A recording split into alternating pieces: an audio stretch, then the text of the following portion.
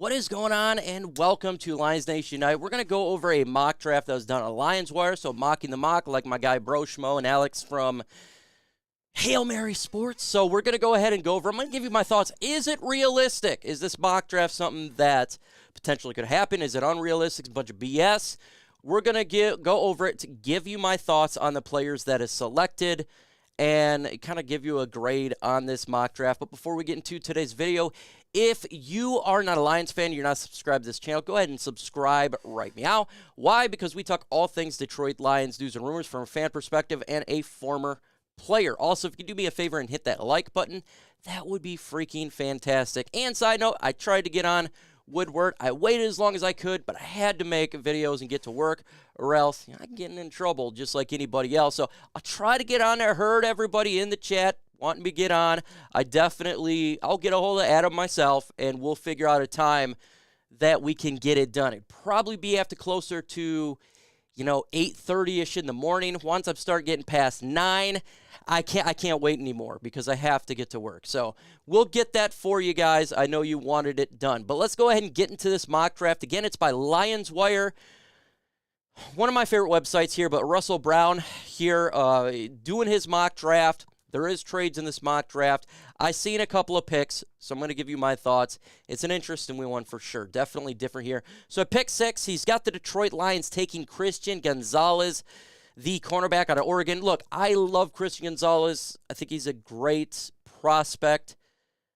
I just don't think we're going cornerback at 6. Why is that? Because I think if you're picking at 6, you need to have a player, if it's not a quarterback, start right away. And that's pretty much for any team, because that's a high draft pick. And right now we got Sutton, we got C.J. Gardner, we got Emmanuel Mosley, then you got Jeffrey Okudah, Jerry Jacobs. If you get him, where is he going to start? Those 3 guys that we picked up in free agency, great chance they're going to be starting alone. So you're using a draft pick on a guy, so you're getting some playing time out of him this year, but you're banking more for him for next year. I'm not going to lie. I don't like that idea for a cornerback.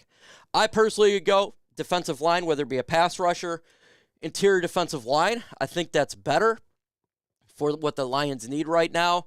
I think that's a little too rich for me after this free agency. If we didn't acquire all these cornerbacks, I'd say, okay, it's definitely a BPA with a position of need there.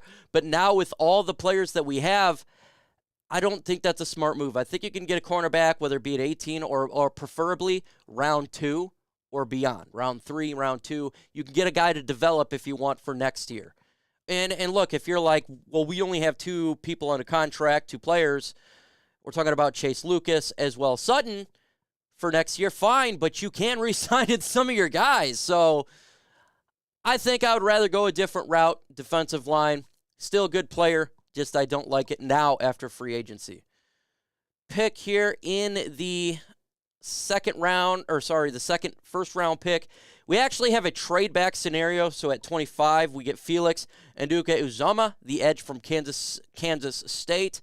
And before we talk about the player, let's talk about the trade here. So the Giants get pick 18 and pick 194 in the 6th round. We got 2 6th-round picks, so I don't mind that.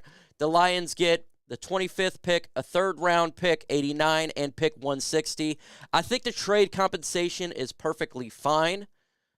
If the Lions were to trade back, I think that's fine. But for me, I got Auzama, more of a 2nd-round prospect to me, and it's an edge rusher we have an abundance of. Unless you are a Will Anderson or maybe even a Tyree Wilson, I don't think I'm drafting an edge rusher that early unless someone falls. I would rather go defensive tackle here at Kalijah Cansey, or potentially even wide receiver here, because we have so many edge rushers. It's just going there. I think it's an overdraft. I think it's a 2nd-round prospect. So for me, I wouldn't go this pick. I don't mind the trade back, depending who's available. It doesn't say exactly who's available. I don't mind the trade back, but I would go a different route with this selection. Hell, I'd go offensive line probably over this, just depending who is there. So not a big fan of this pick. Next pick here, Matthew Bergen, offensive tackle from Syracuse. Again, I think when it comes to offensive tackle, I think it's realistic, whether it be interior or, because you can draft an offensive tackle to play interior, and then you can move them out for, for the future. I think this is a good spot for him. Maybe you can get him at 55, but he's a 50 through a 60s prospect, so I don't mind it. I think this is a fine pick, good pick. Again, we have issues right now with Big V and Graham Glasgow. He's not the long-term future. I think we all can agree there. So if there is injuries, you can slide him in. And then next year, if you're like, you know what, we want to move Penei Sewell to the left side, Taylor Decker's costing too much, want to move away, then you can move him on the right side. So it's a versatility player, offensive line. You're not going to hear me complain about that at all. Let's continue on here. Kinu Benton, interior defensive line, Wisconsin. I like the player for sure. What he's good is stopping the run. He'd be good opposite of Aleem McNeil. He's a player that can be that prototypical 3 technique, and we need depth there. It's a little too rich for me. I have him more of a player around the 3rd round pick. I think around 80-ish, 78 through like 85-ish type of player here. I think it's a little too rich for me. I think this is more of pushing it. I like the player, but I'd like him in the 3rd round, in all honesty here. So not too bad. We needed it. No doubt about it here. 3rd round pick, 81st overall, with Tucker Kraft, tight end, South Dakota. I absolutely don't like this pick at all. I understand he's a good player. There's a good tight end draft. Folks, we don't need a tight end really at all. I trust Brock Wright, Shane Zylstra, and James Mitchell, whom we drafted last year to get significant playing time this year. The tight end group does not need to have names in it. It doesn't. The tight ends played really well. Last year after we got rid of T.J. Hawkinson, I think people just assume Hawkinson out, we got to get a tight end. Don't really need to get one. I'd rather go cornerback here, build the depth up instead of going at 6, maybe go corner or safety at this spot, in all honesty. Don't like the selection. And I gotta say, I don't think that Brad Holmes is going to draft a tight end this high.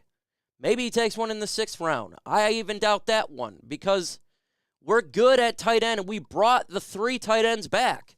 We brought them back. They played well. So you can find, you've seen Brad Holmes find tight ends in the later rounds as a James Mitchell or undrafted as a Brock Wright. You can find guys to help this team out. You don't have to do significant draft capital to do it. So that's my thoughts on this. Let's continue on here. Isaiah McGuire, defensive line, Missouri. I like this pick. He is more of a tweener, a universal type of player. He could play interior, exterior. He's only, 6'4", 270 pounds. So he is a player that I think I actually like this selection. Maybe you could wait a little bit on him, but I don't mind this at around 89. I think that's around where he should be. And you're really beefing up the defensive line for sure. The defensive line needs to be beefed up to complete it. I think this pretty much completes it. If you're to do this, I mean, you got a straight edge at 25. You got a straight DT in the 2nd round. And then you turn around and you get a tweener in the 89th pick. I think that's fine. He can play on different fronts, and we've seen multiple fronts. Now, we run 4-2-5, or we run a 4-3-4. We do a lot of switches and plays because of Aaron Glenn likes to do that type of stuff. So I think that would be fine if they got a player of that stature. Bryce Ford Wheaton, love this pick here at 115. This may be my favorite pick here. This is that big-bodied wide receiver, and he is fast. So he literally fills in the DJ Chark role, contested catches. I think this would be a phenomenal pick for the Detroit Lions. You don't need to get a guy to play right away. You can develop him and use him in the red zone right away. I love this selection. This would be a slam dunk home run. This is my favorite pick of this mock draft right now. it's hard to find speed and size together to play with the Lions. That could be a Kenny Galladay type of selection here. Again, you got a really good wide receiver room right now, and you don't have to. This guy, yeah, he's a little bit raw, but you don't have to play him right away. He can take his time. So and develop into a really good selection for the Lions. Put Josh Reynolds right now over there for DJ Chark, and then you can implement him slowly in. Jamison Williams, Amon-Ra, Chark, Wheaton, Reynolds be a good combination in there for sure. Mock draft trade. So Saints received the 5th round pick. The Lions get a 4th round pick in 2023. Okay, there. So continue on here. Interior offensive line, North Carolina. That is Chandler Zavala. Look, I'm not going to complain at an interior offensive line here, a late round pick. I think we got a lot of offensive linemen already in this draft, but look, when you're talking about 5th round and 6th round, you're just going BPA, who could potentially make this team. That is really it, and developmental prospects. So you're never going to see me complain on late picks like that. So that is there for this mock draft. Grade this mock draft in the comments below. A, B, C, D, or F. Let me know your thoughts on this mock draft. I'm going to give you mine. I think this is a C. I'm going to give it a C. I'm not a big fan of it. I think some players were overdrafted. The tight end didn't like. I'd like to go defensive tackle a little bit earlier. I did like the wide receiver pick. I did like that one, the Wheat pick. So, but let me know your thoughts in the comments below. With that said, folks, adios.